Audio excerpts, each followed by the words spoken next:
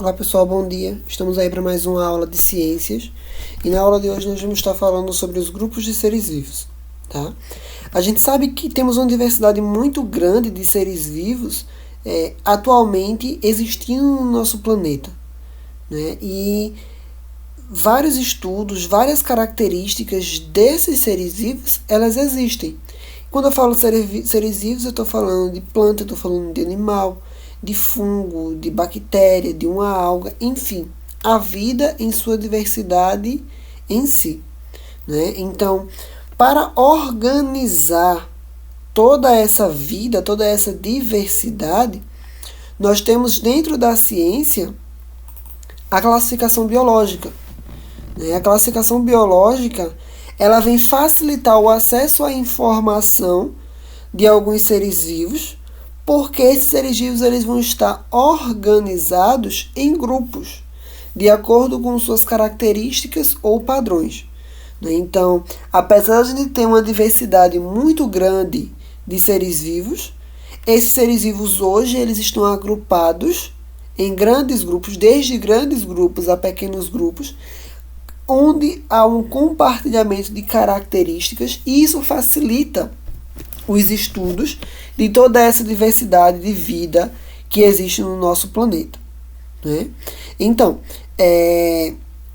além da necessidade de agrupá-los em grupos de acordo com suas características ou padrões existentes, houve a necessidade de se criar um nome que fosse único para para cada um dos seres vivos, né? Porque, por exemplo, pode ter alguma espécie de planta que a gente conhece aqui no Nordeste, que lá no Sul, no Sudeste seja outra, ou tem outra nomenclatura, né? Por exemplo, a macaxeira, né? Ela é conhecida como macaxeira, como aipim, como mandioca.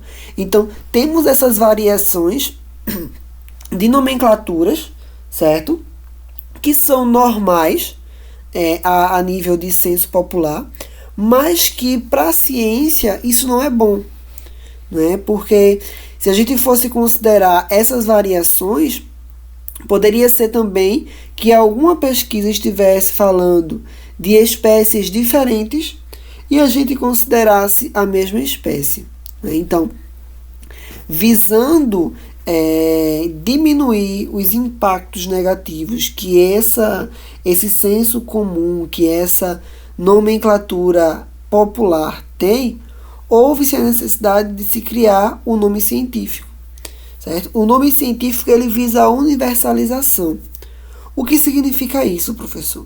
Significa que aquele nome, não é, Felis catus, né? Esse nome Felis catus, ele é único, tá? Em todo lugar. Então, se eu falar Felis catus no Brasil, se eu falar Felis catus na Argentina, enfim, em qualquer lugar que eu esteja me associando, em todos, certo?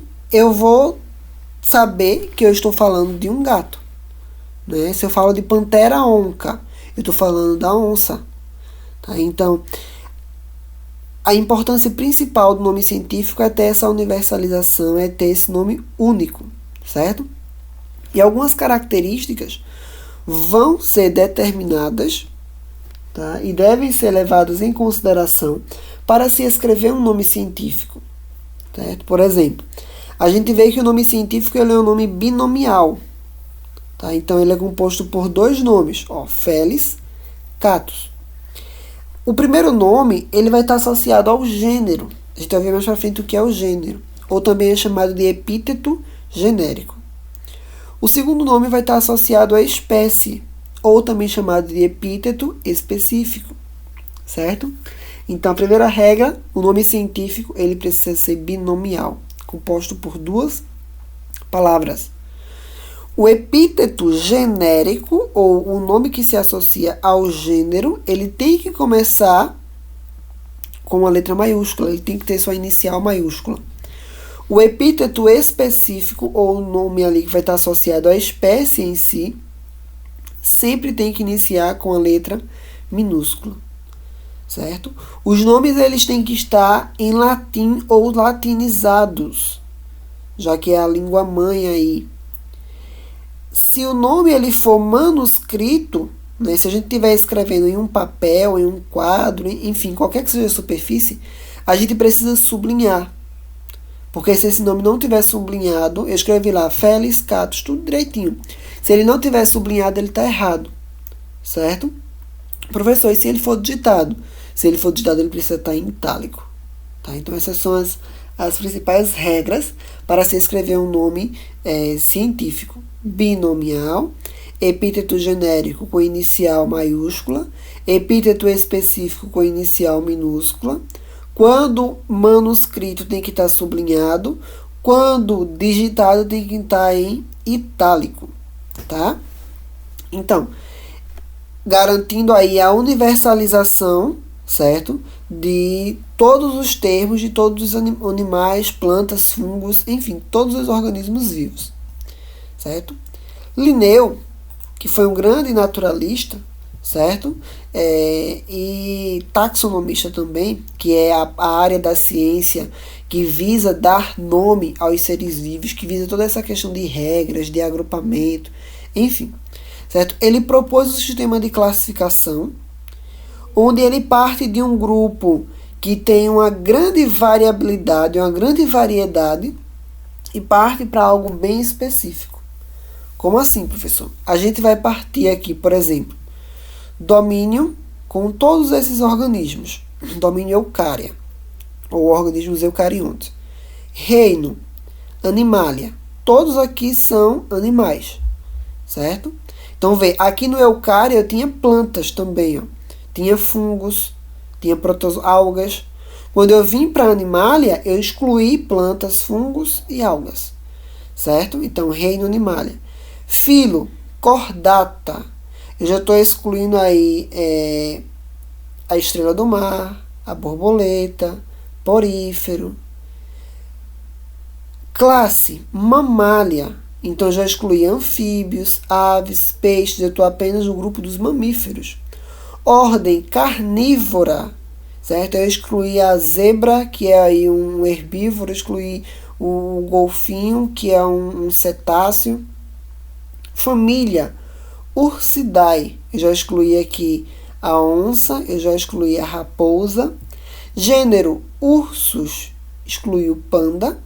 Espécie, ursos americanos. Então, a gente consegue observar que Linneu ele propôs um sistema de classificação que parte desde um grande grupo, que tem uma grande variabilidade, uma grande variação de espécies, de características, e vai meio que afunilando, partindo para algo onde tem a menor variabilidade possível, que é a questão da espécie. Né? E o que é uma espécie? Né? O que determina que um ser vivo, que um organismo, ele pertence à mesma espécie. O que determina é que ele consiga se reproduzir entre si e gerar descendentes férteis. Né? Então, aqui é exemplo do ursos americanos. Vê aí as regrinhas, né, do nome científico, é algo binomial, epíteto genérico, epíteto específico, inicial maiúsculo, inicial minúsculo, respectivamente, e em itálico. Tá? Então, Linneu ele propôs esse agrupamento, digamos assim, que parte desde reino até espécie, certo? Que vai aí diminuindo essa variabilidade, que vai aí diminuindo a variação e a quantidade de organismos quando a gente sai de reino e vem até espécie. Né? Então, são grupos pré-estabelecidos, certo? Grupos que já existem há bastante tempo, tá? E a gente precisa saber, né? Reino, filo, classe, família, reino, filo, classe, ordem, família, gênero e espécie. Né? Então, aqui um truquezinho: rato frito com orégano fica gostoso. Experimente, né? Não fica, minha gente, pelo amor de Deus. Tá? Mas é só pra gente decorar. Rato, R de reino, frito, F de filo, com C de classe, orégano, O de ordem, fica, F de família, Gostoso, G de gênero. Experimente, E de espécie. Reino, filo, classe, ordem, família, gênero e espécie. Nessa ordem, a gente está partindo do mais diversificado, do mais variável, com a maior variabilidade genética, até algo mais específico, com uma menor diversidade e uma menor variação genética. Certo? Então, ideia aí proposta por Linneu. E atualmente, né, nós temos aí 5 reinos, certo? Onde a gente divide todos os organismos vivos do nosso planeta. Tá? O reino das bactérias, também chamado de reino Monera. O reino dos fungos, também chamado de reino Fungi, onde a gente vai encontrar bolores, cogumelos e leveduras. O reino Plantae, o reino das plantas, nós vamos encontrar 4 grupos de vegetais terrestres, né, atuais: briófitas, pteridófitas, gimnospermas e angiospermas. O reino dos animais, ou reino Animalia, temos aí uma diversidade maior, né, poríferos, cnidários, platelmintos, nematóides, moluscos, equinodermos, artrópodes, anelídeos e cordados. Né? Lembra que, professor, só tem essa divisão? Não. Né? Esses cordados vão se dividir em outros, esses equinodermos vão se dividir em outros, as briófitas, os bolores, enfim, certo? E os protistas aí, formados por algas e protozoários, tá? Então isso é apenas uma grande divisão, certo? De reino, tá? Reino das bactérias, fungos, plantae, animais e protistas, e esses são, digamos que seriam filos, tá? Filoporífera, filoquinidária, filopatelminto, enfim, tá? E cada filo vai se dividir em classes, que se dividem em ordens, que se dividem em famílias, em gêneros e em espécies, tá? E falar de algo que é de extrema importância, que é a evolução, né? Os organismos atuais, em uma visão biológica, em uma perspectiva evolucionista, obviamente eles não surgiram do jeito que eles estão hoje. Né? Ao longo da evolução eles foram se adaptando, eles foram ali encontrando meios, encontrando estratégias para que eles conseguissem sobreviver às imposições que o ambiente vinha propondo a eles. Né? Por exemplo, nós falamos do reino Plantae, de 4 grupos de vegetais terrestres. Né? Então, briófita, pteridófita, gimnospermas e angiospermas. Os 4 eles vão partir de um ancestral comum. O que é um ancestral comum, professor? É um grupo de organismos que apresenta características que é compartilhada com esses 4 novos que vão surgindo. Né? Então, por exemplo, o ancestral comum aqui dos vegetais terrestres, desses 4 grupos, são as algas verdes.